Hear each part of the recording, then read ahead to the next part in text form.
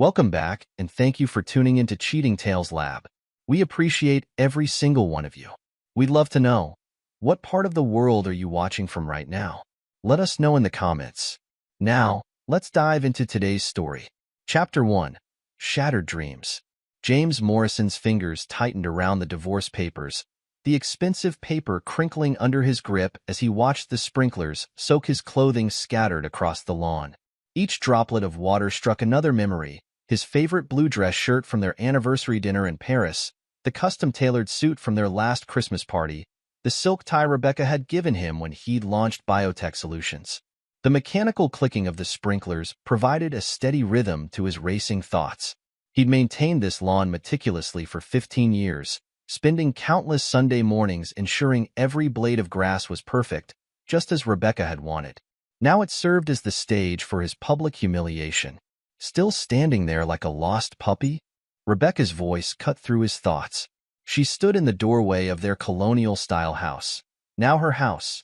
Her manicured fingers intertwined with those of Richard Sterling.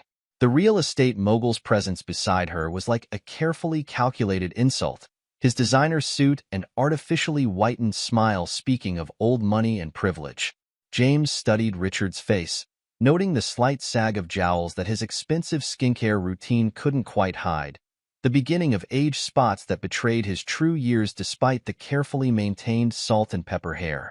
At 45, Richard Sterling carried himself with the arrogance of inherited wealth, though James had done his homework. The Sterling empire was built on quicksand, leveraged properties, questionable permits, and enough debt to sink a small country. "You should be thanking me, James." Rebecca's voice dripped with false sympathy, her red lips curving into a practiced smile. "I'm being more than generous. I'm not taking a penny from you." She paused, her next words calculated for maximum impact. "God knows you don't have any to spare anyway." James remained silent, his mind methodically cataloging every detail of this moment. The way Rebecca's hand squeezed Richard's arm possessively, the smug satisfaction in her eyes, the slight tremor in her voice that betrayed her nervousness beneath the confident exterior. 6 months of betrayal played through his mind like a well-edited movie. The sudden, emergency meetings, the weekend business trips, the strategic emptying of their joint accounts. He'd been blind, too consumed with his work at Biotech Solutions, too trusting in their 15 years together. 18-hour days in the lab had left him vulnerable, distracted. By the time he'd noticed the signs, Rebecca had already executed her exit strategy. "The papers are signed," James said quietly, his voice carrying a dangerous calm that made Rebecca's smile falter slightly. "You got what you wanted." Richard's laugh echoed across the lawn, artificial and hollow. He pulled Rebecca closer, his expensive watch glinting in the morning sun. "Face it, Morrison, you're a nobody. Always have been, always will be." His voice hardened. "Now get off my property before I call the police." James raised an eyebrow, the first genuine expression he'd shown. "Your property?" "Wedding gift," Rebecca interjected, her smile widening. "Richard bought it last week. Quite generous of him, don't you think?" James nodded slowly, his eyes never leaving their faces. He committed every detail to memory: the slight flush of triumph on Rebecca's cheeks, the possessive way Richard's hand rested on her waist, the casual cruelty in their shared laughter. These details would fuel him in the months to come. Walking to his Honda Civic, the only asset Rebecca had, generously left him, James felt their eyes on his back, waiting for him to break, to show some sign of defeat. The car was a deliberate insult, of course. Rebecca could have taken it too, but she'd left it as a reminder of his fall from grace. Inside the car, James pulled out his phone, his fingers steady as he dialed a number he'd memorized weeks ago. "Dr. Patterson? It's James Morrison." He paused, listening to the response. "Yes, I've made my decision. Tell the board I accept their offer." Another pause. "But I have one condition: absolute secrecy until the deal closes." As he ended the call, James caught a glimpse of Rebecca and Richard in his rearview mirror. They stood in the doorway of his former home, their poses reminiscent of an expensive real estate advertisement, the perfect couple in their perfect house. But James saw past the facade. He saw the hairline cracks in their armor, the weaknesses they didn't even know they had. His hands gripped the steering wheel as he pulled away from the curb, his mind already racing ahead to the next phase of his plan. They thought they'd broken him, reduced him to nothing. They'd soon learn how dangerous it was to underestimate James Morrison. The Honda's engine protested as he accelerated, but James barely noticed. His thoughts were already elsewhere, mapping out the moves ahead like a chess grandmaster. Rebecca and Richard had played their game well, but they'd forgotten one crucial detail. Sometimes the most dangerous opponent is the one who appears to have nothing left to lose. As he drove toward his temporary apartment, James allowed himself a small smile. They'd taught him valuable lessons about trust, about loyalty, about the true nature of people. Now it was time to show them what an apt pupil he'd been. The buzzing of his phone interrupted his thoughts. A text from Rebecca: "Left some of your precious research notes in the garage. Having them hauled to the dump tomorrow. Consider it a final parting gift." James didn't respond. He didn't need to.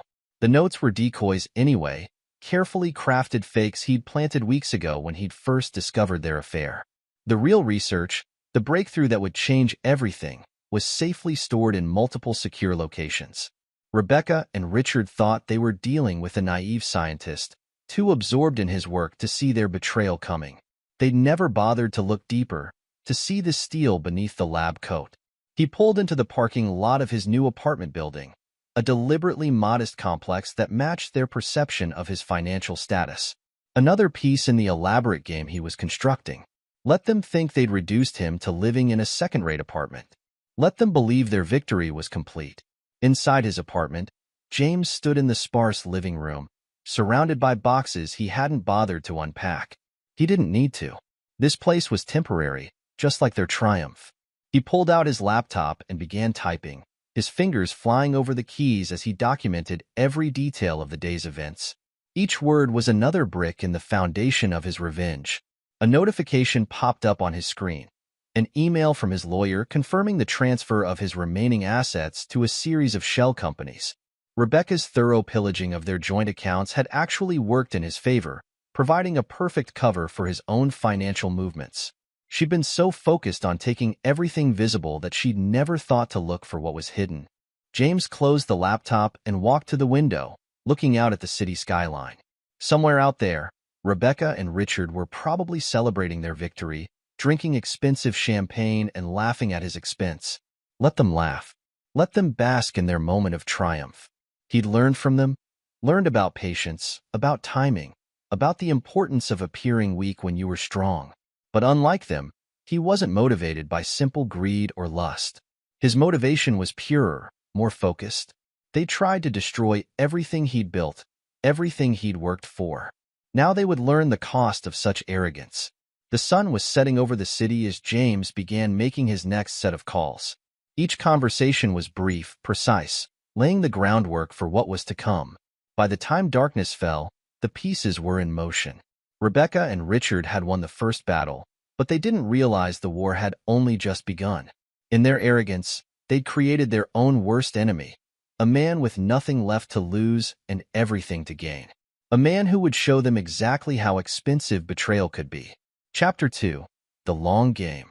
3 months before the divorce papers landed on his lawn, James Morrison sat across from Dr. Catherine Patterson in his lab at Biotech Solutions, watching her expression change as she reviewed his research data.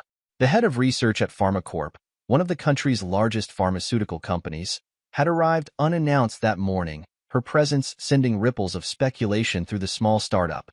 "This is..." Dr. Patterson paused, her eyes scanning the data for the third time. "This is revolutionary, James. The delivery system you've developed. It could change everything we know about targeted cancer treatment." She looked up at him, her professional demeanor cracking slightly to reveal genuine amazement. "How have you kept this under wraps?" James leaned back in his chair, his lab coat wrinkled from another 18-hour day. "When everyone thinks you're a failure, it's easy to fly under the radar." He gestured to the modest lab around them. "Nobody pays attention to the small startup running on fumes. Nobody looks too closely at the scientist working late hours on what they assume is a dead end." Dr. Patterson set down the tablet containing his research data. "You realize what this is worth?" The potential applications alone. She shook her head. Every major pharmaceutical company will be fighting for this technology once it goes public. If it goes public, James corrected her quietly. I'm not ready for that yet. There are still tests to run, protocols to verify. He paused, choosing his next words carefully. And there are personal matters to consider. Personal matters? Dr. Patterson's eyes narrowed slightly. She hadn't reached her position by missing subtle cues. James stood and walked to the lab's small window, looking out at the parking lot where Rebecca's BMW sat next to his Honda. Let's just say timing is everything, Dr. Patterson. Both in science and in life. The conversation shifted to technical details, dosage rates, delivery mechanisms, potential side effects. But throughout the discussion, James could see the wheels turning behind Dr. Patterson's professional facade.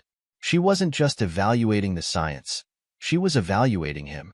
That night, after Dr. Patterson left with a non-disclosure agreement and a promise to continue their discussion, James sat alone in his lab, running another set of simulations. His phone buzzed with a text from Rebecca. Working late again? Don't wait up. Meeting with clients. He typed back a simple okay, knowing she wouldn't be meeting clients. The private investigator he'd hired had already confirmed her regular Wednesday night rendezvous with Richard Sterling at the Madison Hotel, the same hotel where, ironically, they'd celebrated their 10th wedding anniversary 3 years ago. James turned back to his computer, the blue light of the screen reflecting off his glasses as he reviewed the preliminary trial data. The results were better than even he had anticipated. The targeted delivery system wasn't just effective, it was revolutionary. Cancer treatment without the devastating side effects of traditional chemotherapy. Precise, efficient, and most importantly, patentable. His phone buzzed again. Another text from Rebecca. Don't forget to transfer money for the landscaper. The lawn needs work. James smiled slightly. The lawn had become Rebecca's obsession lately, an excuse to drain their joint accounts bit by bit. $10,000 for new sod. $8,000 for a sophisticated irrigation system. Another $5,000 for professional landscaping. She thought she was being clever, preparing her exit strategy while he remained absorbed in his work. What Rebecca didn't know was that James had been preparing too. Every withdrawal she made, every account she drained, was carefully documented.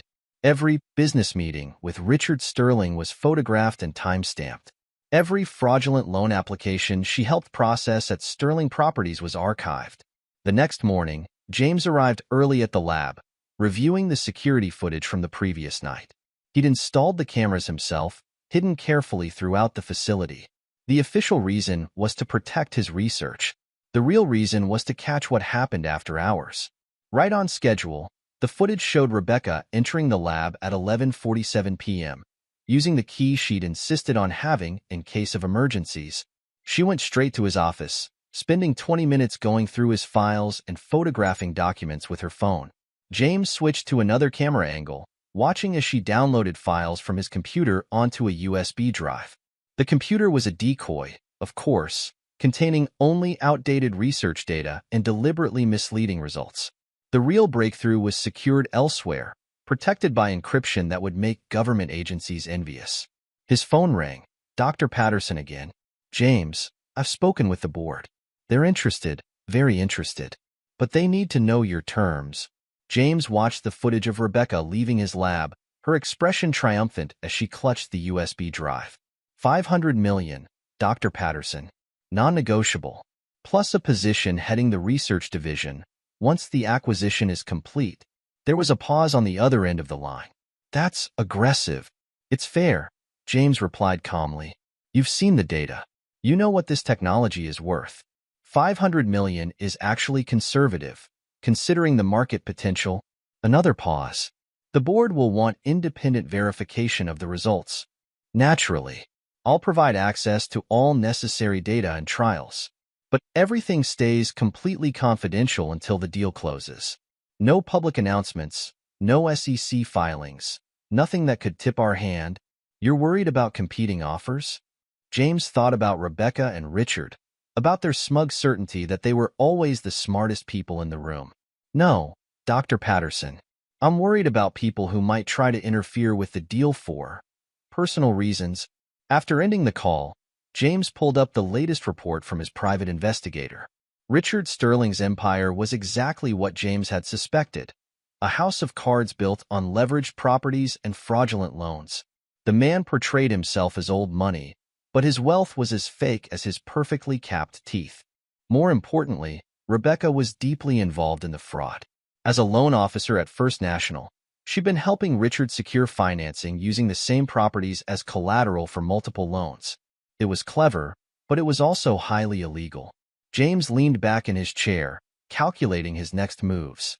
The pieces were all in place: the breakthrough technology, the acquisition offer, the evidence of fraud. Now it was just a matter of timing. His computer chimed with an email notification. Rebecca, forwarding an invoice for another landscaping project. The back garden needs work, her message read. I've already approved the estimate. Only $30,000 for a complete redesign. James approved the transfer without hesitation. Let her think she was winning. Let her drain the accounts. Everything she took was just another piece of evidence, another nail in the coffin she was building for herself. That evening, he worked late again, knowing Rebecca would be meeting Richard. Through his contacts, he'd learned they were celebrating Richard's latest real estate deal, a luxury condo development built on protected wetlands. The environmental impact studies had been buried, the permits fast-tracked through friendly city officials. James made another note in his growing file. Richard's empire wasn't just built on financial fraud. It was built on a foundation of bribes, falsified documents, and environmental violations. Each piece of evidence was a weapon, waiting to be deployed at the perfect moment. His phone buzzed with another text from Rebecca. Don't forget my charity gala tomorrow night. Wear the blue suit. James responded with a simple okay, knowing he wouldn't be attending. Instead, he'd be meeting with Mason Hayes, a former Wall Street analyst who owed him a favor. Years ago, James had helped prove Mason was framed for insider trading, though they'd kept the evidence private. Now it was time to call in that debt. As he prepared to leave the lab, James caught his reflection in the window. Rebecca had always criticized his appearance, too focused on work, too casual, not polished enough for her social circle. She'd never understood that his unassuming exterior was a carefully constructed facade. Tomorrow, Rebecca would attend her gala on Richard's arm, playing the role of the elegant socialite. She would laugh with her friends, share knowing looks with Richard, and congratulate herself on executing her escape plan so perfectly. And James? He would be laying the groundwork for their destruction, piece by careful piece. They thought they were writing the end of his story. They didn't realize they were only setting up the beginning of his. Chapter 3. Pieces in Motion. James sat in his lab, reviewing the latest batch of test results when his phone buzzed with a message from Mason Hayes. The former Wall Street analyst had been working tirelessly for the past week, digging through Richard Sterling's complex web of financial dealings. Found something big, Mason's message read. Need to meet in person. Usual place, 1 hour. James glanced at his watch, 9:30 p.m. The timing was perfect. Rebecca would be at her weekly yoga class, which was code for her rendezvous with Richard at the Madison Hotel. Her predictability had become one of his greatest assets.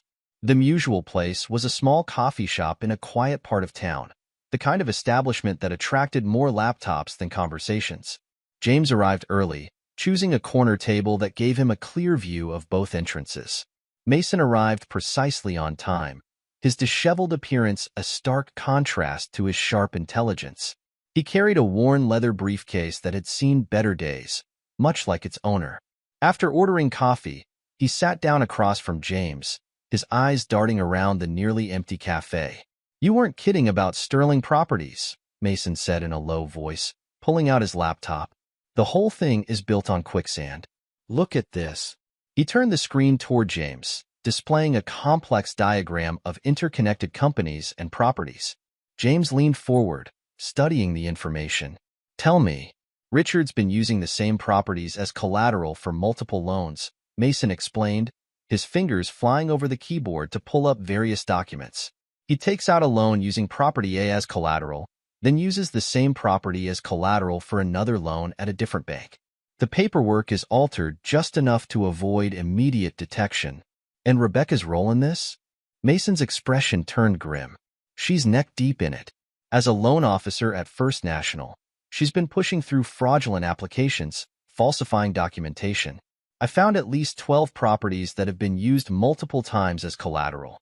We're talking hundreds of millions in fraudulent loans. James nodded slowly, processing the information. The banks haven't caught on? Sterling's got half the city council in his pocket, Mason replied, pulling up more documents. Building inspectors, zoning officials, even a judge or two. The whole system is greased to look the other way. That's counting on them staying in his pocket, James mused, his mind already racing ahead. What happens when the money stops flowing? Mason looked up sharply. That's the thing, James. It's already starting to crack. Sterling's overleveraged. He's running out of properties to use as collateral, and the interest payments are piling up. One wrong move, one bank getting suspicious, and the whole house of cards comes down. James sat back, taking a sip of his now cold coffee. How long would it take to compile all this evidence? Something that would stand up in court? Give me 2 weeks, Mason said, closing his laptop. But James, this is dangerous territory. Sterling's got friends in high places. If he figures out what we're doing, he won't, James interrupted quietly. He's too busy celebrating his victory. People like Richard and Rebecca, they never look behind them. They're always focused on their next conquest, their next scheme. After Mason left, James made another call, this time to Isabella Martinez, a tenacious investigative reporter he'd met years ago at a tech conference. She'd been trying to expose corruption in local real estate development for years, but could never quite get the smoking gun she needed. They met the next day in a small park, far from their usual haunts. Isabella hadn't changed much. Still carried the same battered notebook, still had that hungry look in her eyes that all good journalists possessed. I'm not looking for revenge, James told her, though they both knew it wasn't entirely true. He slid a USB drive across the bench between them. I'm looking for justice. Everything you need is here, proof of bribes, falsified environmental reports, endangered species surveys buried to fast-track developments. Isabella studied him carefully, turning the drive over in her hands. This isn't like you, James. You've always been the nice guy, the peacemaker. People change, he answered simply. Sometimes they have to. The rest of the meeting was brief, professional. Isabella would take her time, verify everything independently, build an ironclad case. James didn't need to rush her. The pieces were already in motion. That evening, James returned to his lab, reviewing the latest data from his cancer treatment trials. The results continued to exceed expectations. Soon, PharmaCorp would announce the acquisition, and the first domino would fall. His phone buzzed. Another text from Rebecca. The landscapers need another $10,000 for the water feature. I've already approved it. Try not to work too late, dear. You look terrible when you're tired. James smiled slightly as he approved the transfer. Every dollar she took, every casual cruelty she inflicted, was another piece of evidence. Another reason for what was to come. He opened his laptop and began typing his daily log, documenting every interaction, every transaction, every piece of the puzzle he was assembling. Richard and Rebecca thought they were writing the final chapter of his story. They didn't realize they were only setting up the prologue of their own downfall. The lab was quiet except for the hum of equipment and the soft clicking of keys as James worked. Outside, the city continued its endless rhythm, unaware of the storm brewing beneath its surface. In high-rise offices and luxury penthouses, people like Richard Sterling played their games of power and privilege, believing themselves untouchable. They were about to learn how wrong they were. James glanced at his watch, nearly midnight. In a few hours, he had a breakfast meeting with Dr. Patterson to finalize the acquisition details. After that, a series of carefully orchestrated meetings would set the next phase of his plan in motion.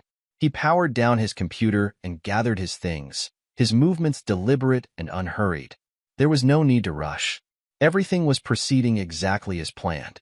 Richard and Rebecca had taught him valuable lessons about patience, about the importance of timing, about the true nature of power.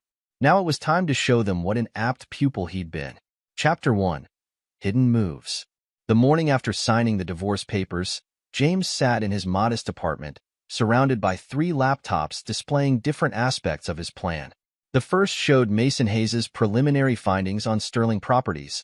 The second tracked Rebecca's systematic draining of their accounts, and the third contained the encrypted files of his cancer treatment breakthrough. His phone buzzed with a message from Mason. Meeting in 20. Found something big. James arrived at their usual coffee shop ahead of schedule, choosing a corner table that offered a clear view of both entrances. Mason hurried in, his excitement visible despite his attempt to maintain a professional demeanor. "You won't believe what I found," Mason said, opening his laptop. "Sterling's been using the same properties as collateral for multiple loans. Look at this." He turned the screen, displaying a complex web of transactions. He takes out a loan using property A as collateral, then uses the same property for another loan at a different bank. The documentation is altered just enough to avoid immediate detection. James studied the diagram, his expression neutral. "And Rebecca's involvement?" "She's been instrumental," Mason replied, pulling up more documents. "As a loan officer at First National, she's been pushing through fraudulent applications, falsifying documentation. I've identified 12 properties that have been used multiple times as collateral. We're talking about hundreds of millions in fraudulent loans. Evidence?" Mason nodded, plugging in a secure drive. "Everything's here: loan applications, altered property assessments, falsified income statements. Rebecca's fingerprints are all over it. She wasn't just helping Richard. She was actively participating in the fraud." James absorbed the information, his mind already calculating the next moves. "What about Richard's other projects?" "That's where it gets interesting." Mason leaned forward, lowering his voice. "Remember that luxury condo development he's been bragging about? The one on the old industrial site? The environmental impact studies were buried. The soil tests showed dangerous levels of contamination, but they paid off inspectors to look the other way." James's phone vibrated. A text from Rebecca. "Found more of your research equipment in the garage. Having it hauled away tomorrow. Consider it gone." He ignored the message, focusing on Mason's findings. "How long to compile everything into a formal report?" "Give me 2 weeks," Mason replied. "But James, we need to be careful. Sterling's got connections in the city council, the planning department, even the judiciary." "Let him have his connections," James said, his voice cold. "They're only loyal as long as the money flows. What happens to rats when they realize the ship is sinking?" After Mason left, James made another call. Isabella Martinez answered on the first ring. "Tell me you have something good," she said by way of greeting. "Better than good," James replied. "How would you like to break the biggest real estate corruption story of the decade?" They met an hour later in a quiet park. Isabella hadn't changed since their last meeting, still carried her battered notebook, still had that hungry look that marked all good investigative journalists. "Everything you need is here," James said, handing her a secure drive. Environmental violations, buried reports, proof of bribes paid to city officials. Focus on the Riverside Condos project first. The contamination cover-up will get people's attention. Isabella studied him carefully. "This is comprehensive, James. How long have you been gathering this?" "Long enough," he replied. "The question is, can you use it?" "Oh, I can use it." Isabella's eyes gleamed. "But Richard Sterling has friends at the paper. They've killed stories about him before." "Not this time," James assured her. "This story won't just run in your paper. It'll run simultaneously in 3 major outlets." "I've arranged it already." Isabella raised an eyebrow. "You've been busy. You have no idea." Back in his apartment, James reviewed the acquisition paperwork from PharmaCorp. Everything was proceeding according to plan. Dr. Patterson had secured board approval, and the lawyers were finalizing the details. $500 million, enough to make business news headlines, enough to show Rebecca and Richard exactly what they tried to throw away. His phone buzzed again. Another text from Rebecca. "The landscapers need another $20,000 for the new irrigation system. I've already approved it. Don't work too late, dear. You look terrible when you're tired." James smiled slightly as he approved the transfer. Each withdrawal, each casual insult, was another piece of evidence. Another nail in the coffin they were building for themselves. He opened his secure laptop and began updating his daily log. Everything was documented, every transaction, every interaction, every piece of evidence. Richard and Rebecca thought they were dealing with a defeated man, too broken by betrayal to fight back. They were about to learn how wrong they were. A notification popped up. Mason had sent another batch of documents. This time, it was evidence of Richard's connections to city officials. Payments routed through shell companies, favorable zoning decisions, expedited permits. The web of corruption was even more extensive than James had anticipated. He forwarded select documents to Isabella, knowing she would understand their significance. The rest he saved for later, ammunition to be used at precisely the right moment. His phone rang. Dr. Patterson. James, the board wants to fast-track the announcement. They're excited about the technology. No, he said firmly. We stick to the original timeline. Everything has to happen in the right order. Does this have something to do with your ex-wife and Richard Sterling? James paused, choosing his words carefully. Let's just say timing is crucial. Trust me, Catherine. When this is done, PharmaCorp won't just have a revolutionary cancer treatment. You'll have eliminated a potential competitor before they even knew they were in the game. After ending the call, James pulled up the security footage from his lab. Right on schedule, Rebecca appeared, using her key to enter the facility. She went straight to his office, spending 20 minutes photographing documents and downloading files. The computer she was accessing was a decoy, of course, loaded with outdated research data and deliberately misleading results. The real breakthrough was secured elsewhere, protected by encryption that would make government agencies envious. A new email arrived, surveillance photos from the private investigator he'd hired. Rebecca and Richard at their regular Wednesday night meeting at the Madison Hotel. They looked triumphant, celebrating their victory over drinks in the hotel bar. James saved the photos to his evidence file. Let them celebrate. Let them think they'd won. Their arrogance would make their fall even more spectacular. He turned to another laptop, reviewing Mason's latest findings. Richard's empire wasn't just built on fraud.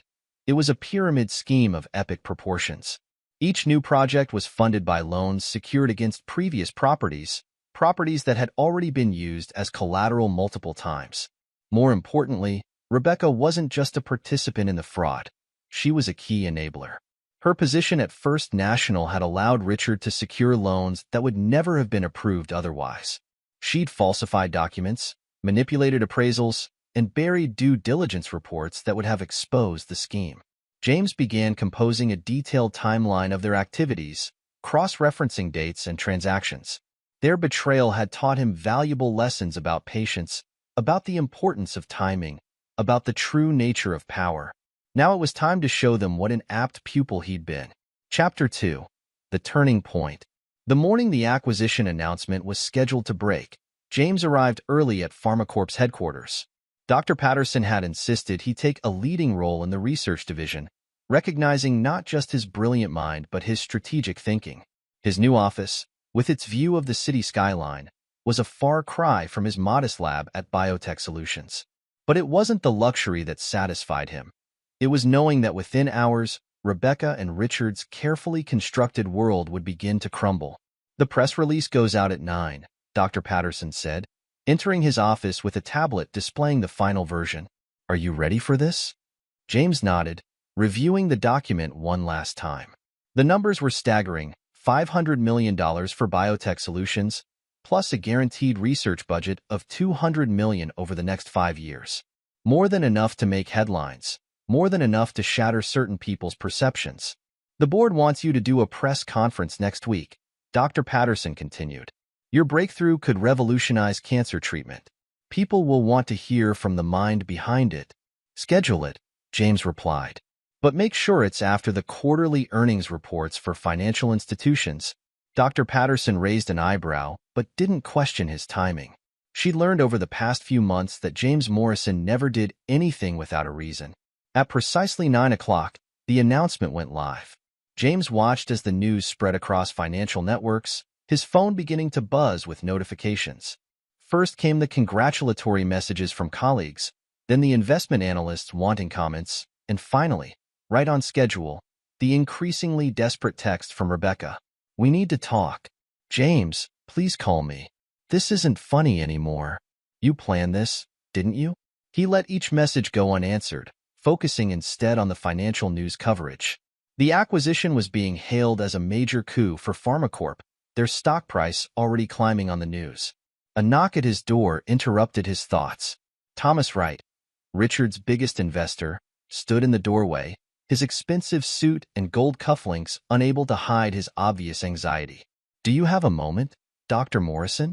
Wright asked, his usual confidence notably absent. James gestured to a chair, his expression neutral.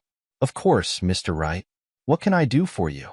Wright fidgeted with his cufflinks, a nervous tell that James filed away for future reference.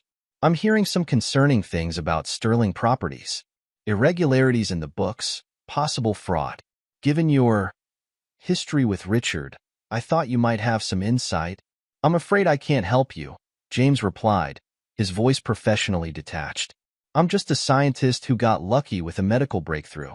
Real estate isn't my area of expertise." "Please," Wright leaned forward, desperation creeping into his voice. "I have $50 million invested in Sterling's latest development. If there's anything you know, perhaps you should be asking these questions of Mr. Sterling," James suggested. "Or his loan officer at First National. I believe you know her, Rebecca Morrison?" Wright's face paled slightly at the mention of Rebecca's name. "Yes, well, thank you for your time, Dr. Morrison." After Wright left, James made a call to Mason. "Thomas Wright just paid me a visit. Make sure our friends at the SEC get the documentation about his involvement in the Riverside project, particularly the parts about the contamination cover-up." "Already done," Mason replied. "The dominoes are starting to fall, James. 3 other investors have pulled out of Sterling's projects this morning." James ended the call and turned to his computer, pulling up the latest report from his investigative team. Richard's empire was beginning to show cracks. Banks were asking questions about collateral, investors were demanding audits, and environmental groups were staging protests at his construction sites. His phone buzzed again, this time with a call from Isabella. "The story runs tomorrow," she said without preamble. "Front page, full spread. We've got confirmation from 2 other outlets. They're running it simultaneously." "Any pushback from Sterling's friends at the paper?" "They tried." Isabella's satisfaction was evident in her voice. "But when the editor saw the evidence about the contaminated soil and the buried reports, he couldn't kill it. The liability would have been too great." James smiled slightly. "Good. Make sure the sidebar about First National's involvement is prominent. The banking regulators should find it interesting." The rest of the day passed in a blur of meetings and interviews. James played his role perfectly, the brilliant but humble scientist, focused solely on the potential of his medical breakthrough to help people. No one suspected that he was simultaneously orchestrating the destruction of a real estate empire. Late that afternoon, another visitor arrived, Richard's lawyer, David Chun. The man's usual smug expression was replaced by barely concealed panic. "Mr. Sterling would like to discuss a settlement," Chun began, attempting to project confidence. "He's willing to be generous." James leaned back in his chair, studying the lawyer with cold amusement. "A settlement for what, Mr. Chin? I'm not suing Richard. I'm not doing anything to Richard. I'm simply a scientist who developed a promising medical treatment." "We both know that's not true." Chin's veneer of professionalism cracked slightly. These anonymous tips to regulators, the sudden investor exodus, the environmental protests, it all started after the divorce. "Correlation doesn't imply causation," James replied calmly. "Isn't that what lawyers always say? Now, if you'll excuse me, I have a meeting with our research team." As Chin left, James received another text from Rebecca. "You think you're clever, don't you? Richard has friends in high places. They'll bury your precious research, destroy your reputation." James forwarded the message to his lawyer, adding it to the growing file of evidence. "Let them make threats. Let them try to fight back." He'd anticipated every move, prepared for every contingency. His phone rang again, Mason with more updates. The dominoes were falling faster now. 2 banks had frozen Sterling's credit lines, demanding immediate audits. Environmental regulators had issued stop-work orders on 3 major projects. Investors were filing lawsuits. James ended the call and stood at his window, looking out over the city. Somewhere out there, Rebecca and Richard were watching their carefully constructed world collapse. They'd thought they were the architects of destruction, but they were about to learn a painful lesson about the price of underestimating their enemies. Chapter 3. Counterattack. Richard Sterling was not a man accustomed to defeat. As his empire began to crumble, he launched a desperate counteroffensive, starting with a vicious smear campaign against James. Breakthrough scientist accused of research theft. The headline screamed across local news websites. A former employee of Biotech Solutions had come forward, claiming James had stolen the revolutionary cancer treatment research from him. James read the article with clinical detachment in his PharmaCorp office, noting the careful wording that stayed just shy of actionable libel. Richard had good lawyers, expensive lawyers, but they were fighting a battle James had prepared for months ago. "They're pushing the story hard," Dr. Patterson said, entering his office with a concerned expression. "The board wants to know if there's any truth to it." James turned his computer screen toward her, displaying a sequence of video logs. "Every step of the research is documented here.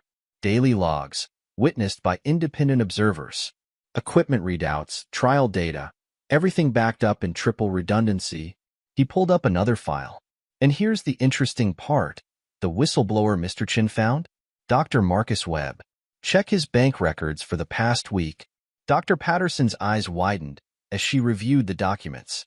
$800,000 deposited 2 days ago? From a shell company linked to Sterling Properties.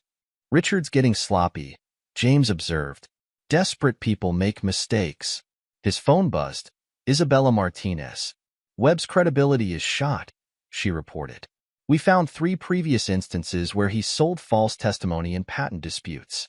The story's already being retracted by most outlets.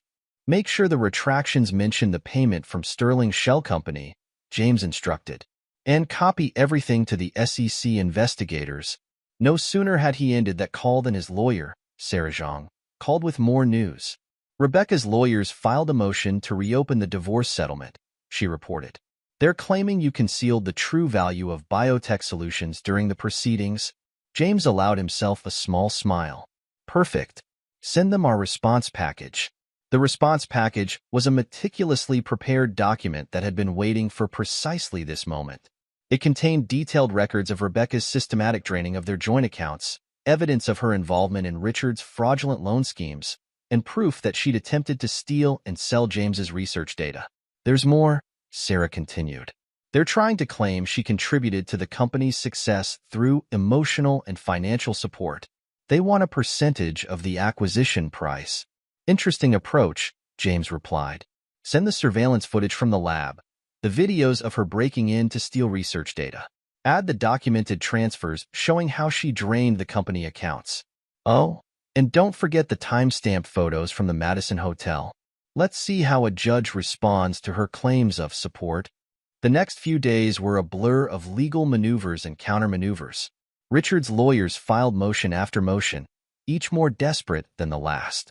James met each attack with calm precision, always one step ahead, always with damning evidence ready to deploy. "They're getting desperate," Mason reported during their daily update. "Sterling tried to move assets offshore last night. We caught it and froze the transfers. The banks are closing in." James nodded, reviewing the latest financial reports. "And Rebecca? She's been placed on administrative leave at First National.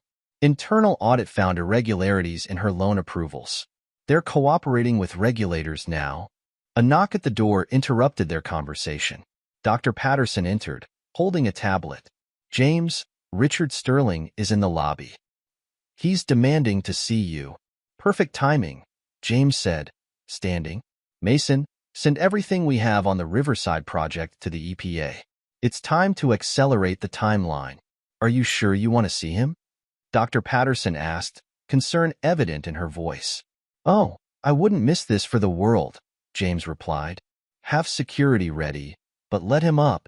Minutes later, Richard Sterling burst into the office, his expensive suit wrinkled, his usual polished appearance showing signs of strain.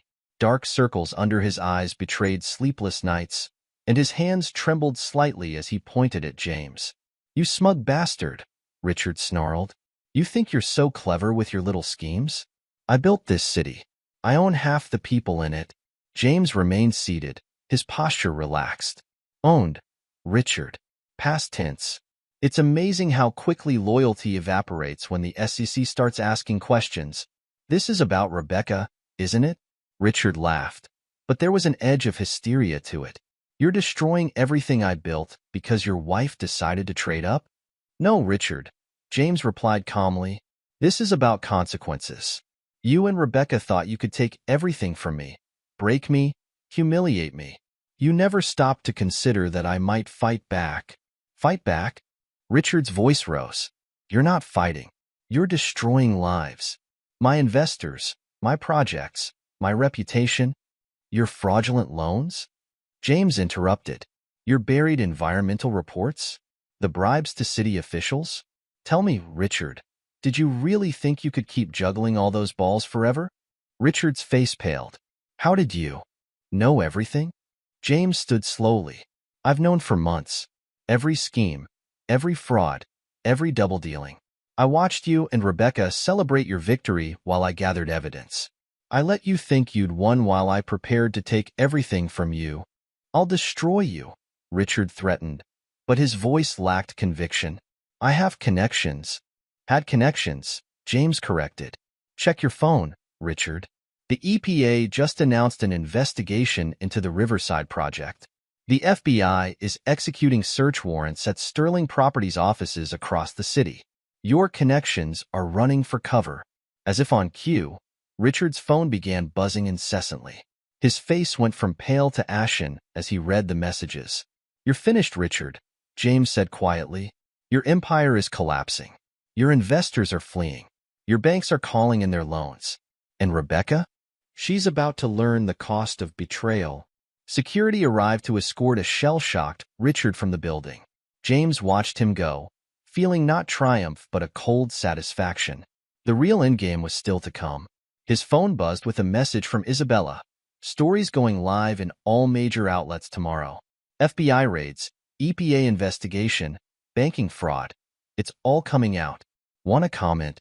No comment needed, James replied. The evidence speaks for itself. He turned back to his computer, reviewing the final pieces of his plan. Richard and Rebecca had taught him valuable lessons about ruthlessness, about the importance of timing, about the true nature of power. Now they would learn the price of those lessons. The coming days would bring federal investigations, indictments, and the complete collapse of Sterling Properties. But for James, this was never about revenge. It was about justice, served cold and calculated. He picked up a framed photo from his desk, the last picture taken of him and Rebecca together, both smiling at a charity gala. He dropped it into the shredder, watching as their frozen smiles disappeared into confetti. The game was nearly over, and James Morrison had played every move perfectly. Chapter 1. House of Cards. James Morrison sat in his PharmaCorp office, watching multiple screens as the carefully orchestrated destruction of Sterling Properties unfolded. FBI agents swarmed the company's headquarters, carrying boxes of documents and hard drives. On another screen, Richard Sterling's face twisted in rage as federal agents led him through his own lobby in handcuffs. The raids are synchronized across 6 locations, Mason reported, his laptop displaying a map with blinking red dots. They're hitting every Sterling Properties office simultaneously. No chance for document destruction. Isabella's expose had broken that morning across 3 major news outlets. The headlines were devastating. Real estate empire built on fraud. Sterling Properties, a web of corruption. Environmental crimes and financial fraud. The fall of Richard Sterling. James's phone buzzed with a message from Dr. Patterson. Board meeting in 20 minutes. They want an update on the new research facility. Tell them I'll be there, he replied, his attention still fixed on the screens. The raid footage showed Rebecca being escorted from First National Bank. She tried to run, attempting to delete files and shred documents when the investigators arrived. But James had anticipated that move. Every file, every transaction, every piece of evidence had already been backed up and provided to federal authorities. Mr. Morrison? His assistant's voice came through the intercom. Agent Sarah Chun from the FBI is here to see you. Send her in. Agent Chin entered, her FBI windbreaker still dusty from the raids. Dr. Morrison, thank you for your cooperation in this investigation. The evidence you provided was instrumental. James gestured to a chair. I'm just a concerned citizen, Agent Chen. When I discovered evidence of financial fraud and environmental violations, I had a duty to report it.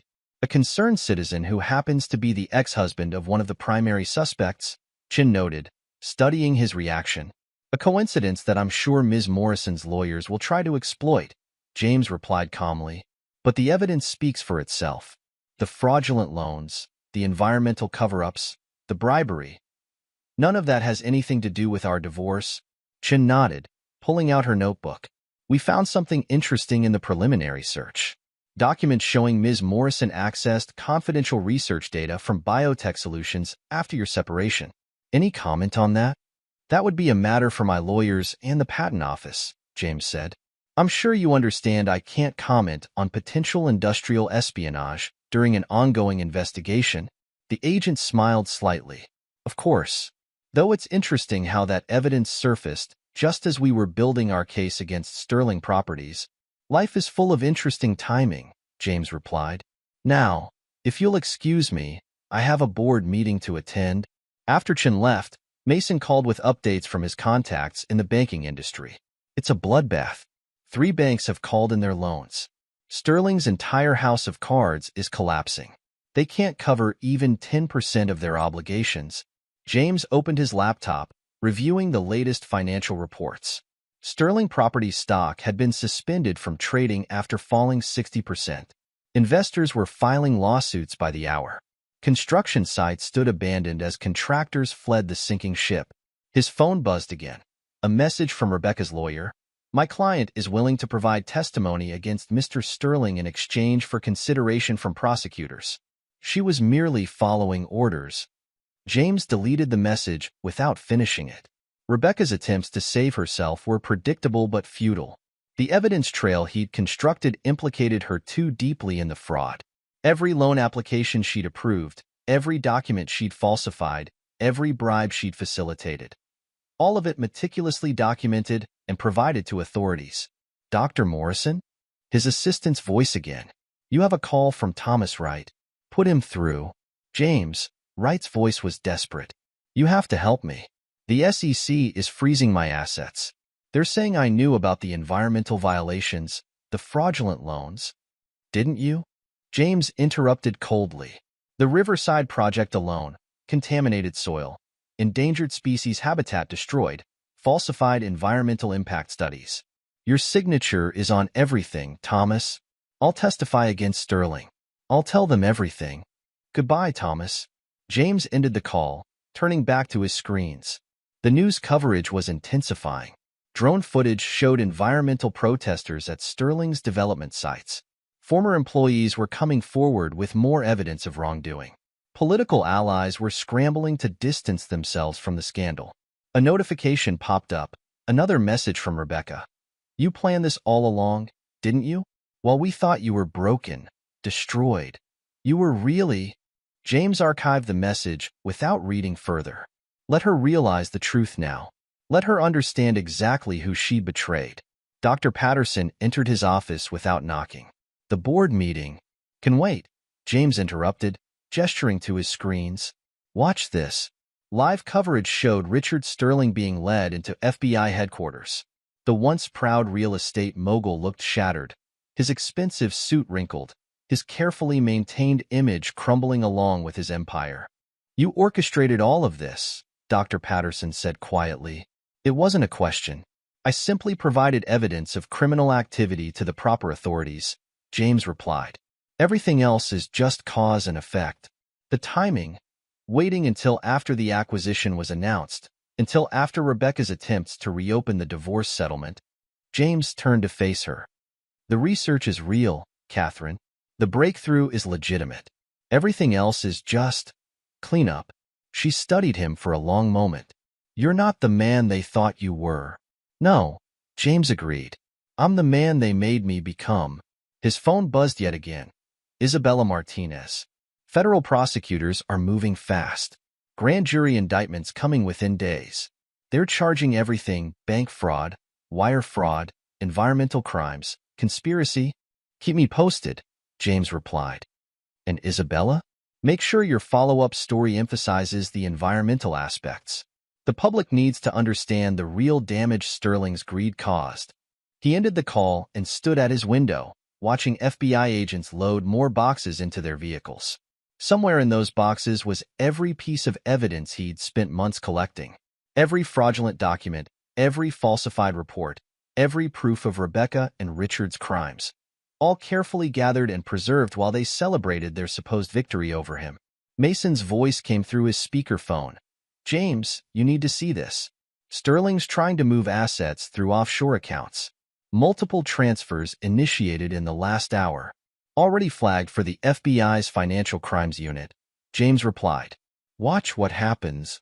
On one of his screens, numbers began flowing, accounts frozen, transfers reversed, assets seized. Richard's desperate attempts at hiding his illegal gains were being blocked in real time. How did you know?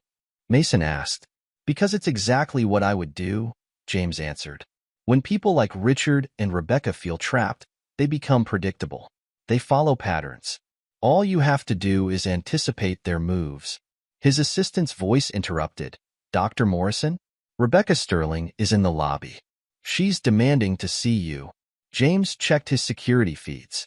Rebecca stood at the reception desk, her designer outfit and perfect makeup a sharp contrast to her frantic expression. Have security escort her out, he instructed, and send the lobby footage to my lawyer. Let's add trespassing to her growing list of problems. He turned back to his screens, watching as more dominoes fell. Sterling Properties' international partners were cutting ties.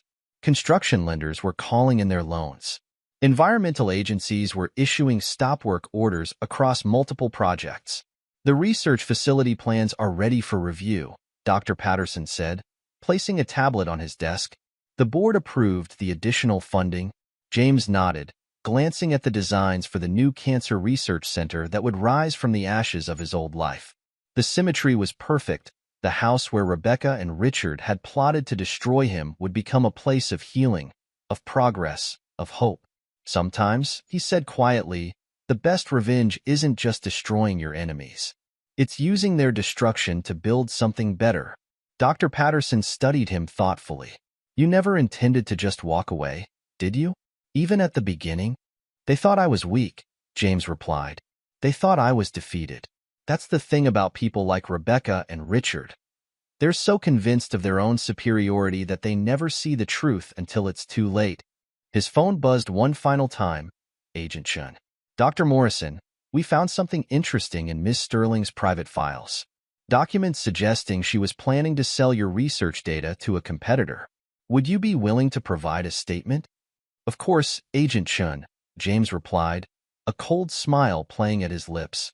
I'm always happy to assist federal authorities. He ended the call and turned back to his screens, watching as years of carefully constructed corruption crumbled in a single day. Richard and Rebecca had taught him valuable lessons about power, about betrayal, about the importance of appearing weak when you were strong. Now they would spend years learning their own lessons about the price of underestimating their enemies. Chapter 2. Justice Served. The federal courthouse hummed with tension as James strode through the security checkpoint. His testimony was scheduled for day 3 of what media outlets had dubbed the Sterling Properties scandal. Reporters crowded the steps, their cameras flashing as he passed. Inside the courtroom, Richard and Rebecca sat at separate tables, their legal teams creating a physical barrier between them. Richard's usual polished appearance had deteriorated. His designer's suit hanging loose, dark circles under his eyes. Rebecca maintained her facade better, but her hands trembled as she arranged papers before her. All rise. The bailiff called as Judge Miranda Chen entered the courtroom. James took his place in the witness box, his posture relaxed, confident. Assistant U.S. Attorney Sarah Williams approached, her heels clicking against the polished floor. Please state your name for the record. Dr. James Morrison.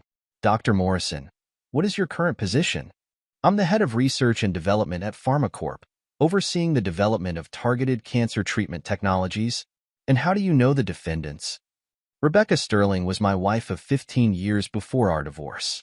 Richard Sterling was initially her real estate client before becoming her lover and later, her husband. Rebecca's lawyer jumped up. Objection, Your Honor. Relevance? It goes to establishing the witness's knowledge of the defendant's activities, Williams countered. Overruled, Judge Chin declared. Continue, Ms. Williams. The prosecutor methodically led James through his testimony. He described discovering financial irregularities, pattern of fraud, environmental violations. Each statement was supported by meticulous documentation, bank records, loan applications, internal memos. And these environmental impact reports? Williams held up a thick binder. Can you explain their significance? Those reports detail toxic contamination at the Riverside development site, James explained. Sterling Properties buried them and submitted falsified data to obtain building permits. Richard's lawyer, David Chun, attempted to discredit him during cross-examination. Isn't it true, Dr. Morrison, that this entire investigation stems from your desire for revenge? No, James replied calmly. It stems from evidence of multiple federal crimes. My personal history with the defendants simply made me more attentive to irregularities in their business practices. Yet you waited until after your divorce to bring these allegations forward? I reported everything to relevant authorities as evidence was discovered. The timing of their investigation is their prerogative, not mine. Rebecca's lawyer, Patricia Martinez, tried a different approach. Dr. Morrison, isn't it possible that my client was unaware of the full scope of these activities? That she was merely following Mr. Sterling's instructions? James turned to face Rebecca directly. Your client has 15 years of experience as a loan officer. She personally approved fraudulent applications, falsified documentation, and coordinated with Mr. Sterling to secure multiple loans using the same collateral. These actions required expertise and deliberate intent. During a recess, Isabella Martinez cornered him in the courthouse corridor. They're falling apart in there, she observed. Rebecca's team is already talking plea deal. Let them negotiate, James replied. The evidence speaks for itself. The trial continued for 3 weeks. Former Sterling Properties employees testified about systematic document destruction, buried environmental reports, and elaborate kickback schemes. Bank officials detailed the complex web of fraudulent loans. Environmental scientists presented evidence of irreversible damage to protected wetlands. Richard cracked first. Under intense cross-examination, he attempted to shift blame to Rebecca, claiming she had masterminded the loan fraud scheme. Rebecca retaliated by producing recorded conversations of Richard discussing bribes to city officials. The jury deliberated for just 3 hours. James sat perfectly still as the forewoman read the verdicts. Guilty on all counts. Bank fraud, wire fraud, environmental crimes, conspiracy, money laundering. As federal marshals led them away, Rebecca caught James's eye. For the first time, she saw him clearly, not as the passive husband she dismissed, but as the architect of her destruction. The realization in her eyes was worth more than any verbal confession. Outside the courthouse, reporters mobbed him. Dr. Morrison, what's your reaction to the verdict? Justice was served, he stated simply. The evidence was conclusive. Do you feel vindicated? This case wasn't about personal vindication, James replied. It was about holding people accountable for their crimes. The jury saw the evidence and made their decision. Back in his PharmaCorp office, Dr. Patterson waited with a bottle of expensive scotch. Quite a performance in there, she observed. You never once lost your composure. There was no need for emotion, James replied, accepting a glass. The facts were sufficient. His phone buzzed. Mason with updates on the asset seizures. Sterling Properties holdings were being liquidated, investors were filing civil suits, and banks were foreclosing on properties across the city. Chapter 3. New Beginnings. 1 year later, James stood on the lawn of his former home. Construction equipment surrounded the property, ready to begin its transformation into a state-of-the-art research facility. Dr. Patterson approached, carrying building plans. The renovation committee approved all modifications. We'll have 20 research stations, shared lab space, conference rooms, and a lecture hall. James nodded, surveying the property. And the grant applications? Coming in daily. Young scientists with promising research in cancer treatment, genetic disorders, rare diseases.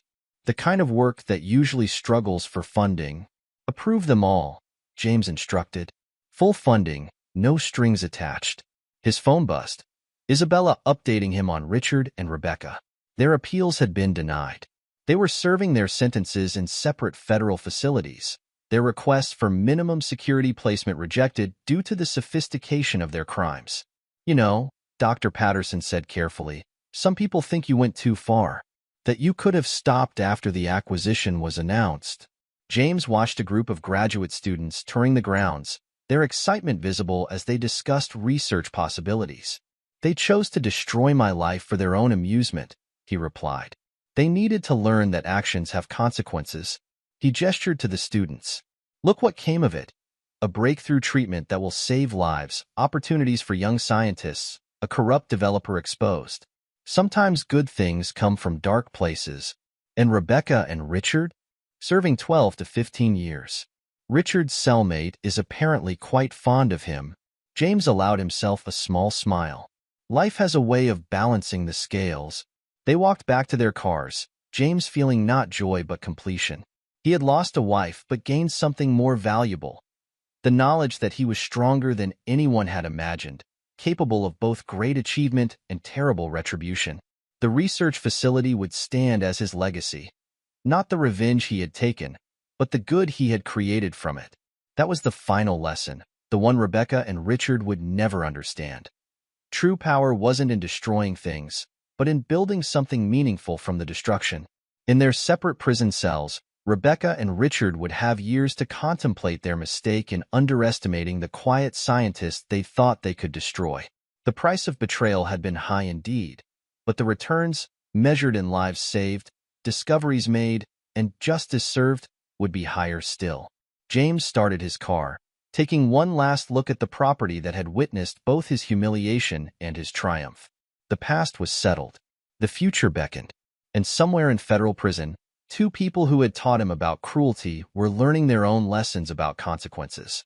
Epilogue. 5 years later. James Morrison adjusted his tie as he prepared to deliver the keynote speech at the International Cancer Research Symposium. Through the backstage curtain, he could see Dr. Patterson in the front row, now Chief Medical Officer at PharmaCorp, beaming with pride. Their targeted cancer treatment system had exceeded all expectations, with survival rates tripling in previously untreatable cases.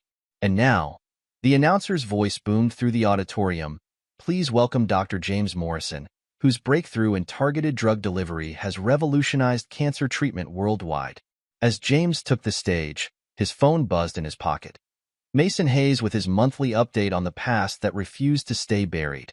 Rebecca Sterling, inmate number 2-47896, had been denied parole for the third time. The parole board cited her lack of genuine remorse and continued attempts to minimize her role in the fraud scheme. She'd aged dramatically in federal prison, her designer clothes replaced by standard-issue khaki, her perfectly manicured hands now rough from mandatory work detail. Richard Sterling hadn't fared much better.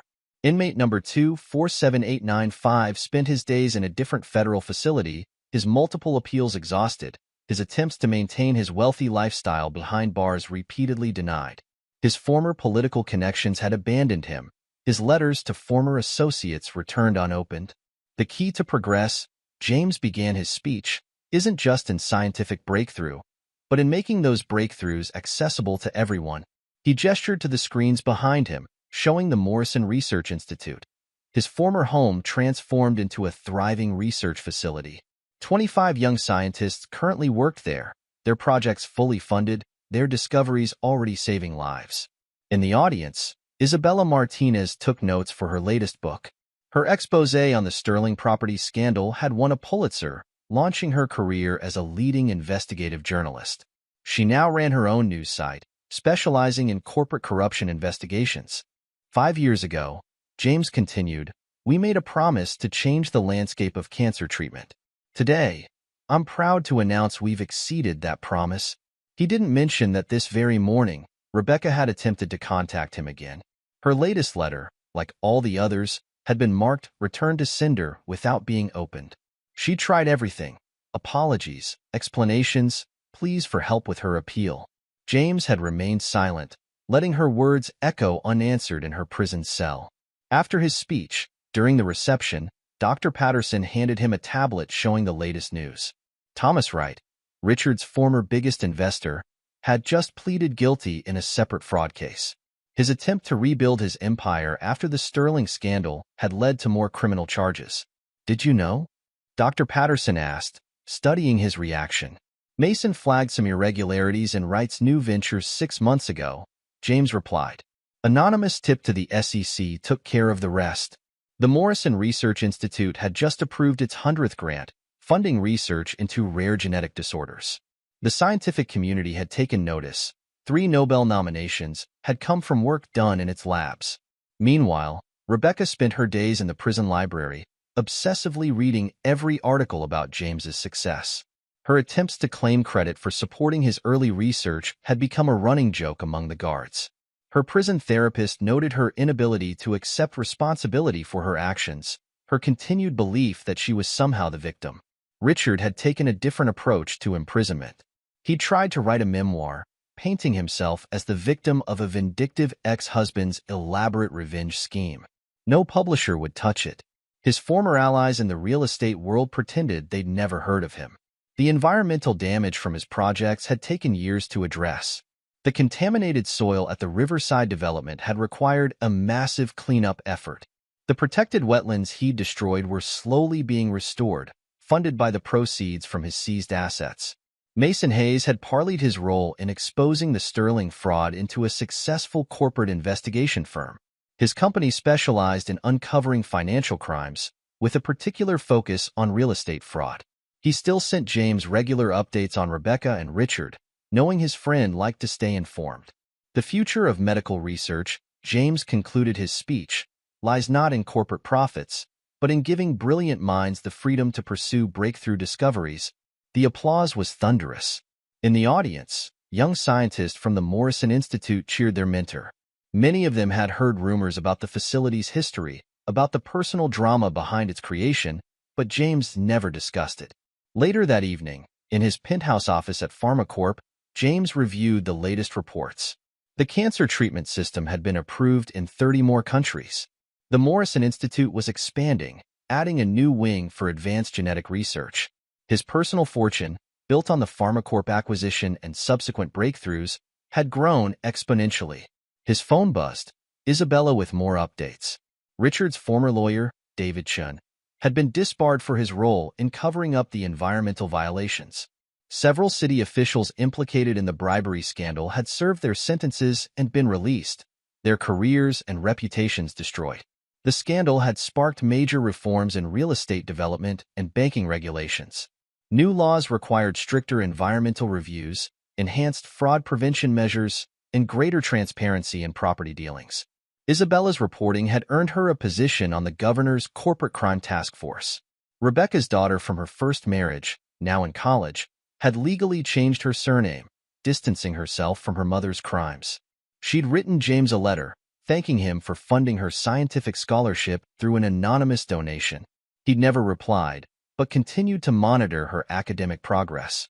Richard's ex-wife had written a scathing memoir about their marriage, revealing years of financial manipulation and emotional abuse. The book had become a bestseller, with Wright's option for a streaming series. Richard's request to block the publication had been denied by prison authorities. James's new house, a modern mansion overlooking the city, contained no mementos of his previous life. The only reminder was a single framed news article announcing the Sterling Properties scandal verdict, hung in his private study. Not for vengeance, but for remembrance. Dr. Patterson joined him in his office, carrying preliminary results from their latest trials. "The new delivery system is showing even better results than projected," she reported. "We're seeing complete remission in cases that were considered hopeless." "Expand the trial," James instructed. "I want this treatment available to everyone, regardless of their ability to pay." His phone buzzed again. Mason's final update for the day. Rebecca had been caught trying to run an investment scheme from prison, using contraband phones to contact potential victims. Her parole prospects, already slim, were now non-existent. Richard had suffered a minor stroke, his health deteriorating under the stress of imprisonment. His request for transfer to a minimum security facility had been denied again. The once proud real estate mogul now shuffled through prison corridors with a cane, avoided by other inmates who knew his story. The Morrison Institute had become a beacon in the scientific community, its reputation for groundbreaking research growing with each passing year. The house that had witnessed James's humiliation now witnessed daily breakthroughs in human knowledge.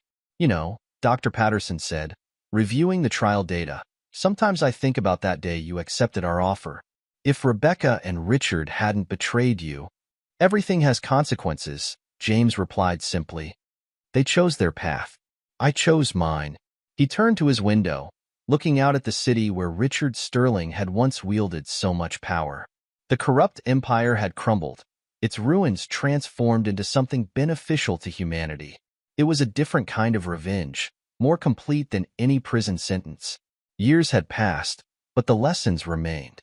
Rebecca and Richard had taught him about betrayal, about the darkness in human nature. He had taught them about consequences, about the danger of underestimating those they thought they could destroy. In their separate prison cells, they had years left to contemplate these lessons. James had moved forward, his success a daily reminder of their foolishness. They had tried to write the end of his story, never realizing they were only writing the beginning of their own downfall. The price of betrayal had been high, but its returns, measured in lives saved, discoveries made, and justice served, had proven higher still. Sometimes, James reflected, the best revenge wasn't just in destroying your enemies, but in building something magnificent from the ashes of their betrayal. The sun set over the city as James returned to his work, focused on the future while the architects of his past languished in their cells, forgotten by all except those who wanted to remember the price of their betrayal. This is where our story comes to an end. Share your thoughts in the comments section. Thanks for your time. If you enjoy this story, please subscribe to this channel. Click on the video you see on the screen, and I will see you there.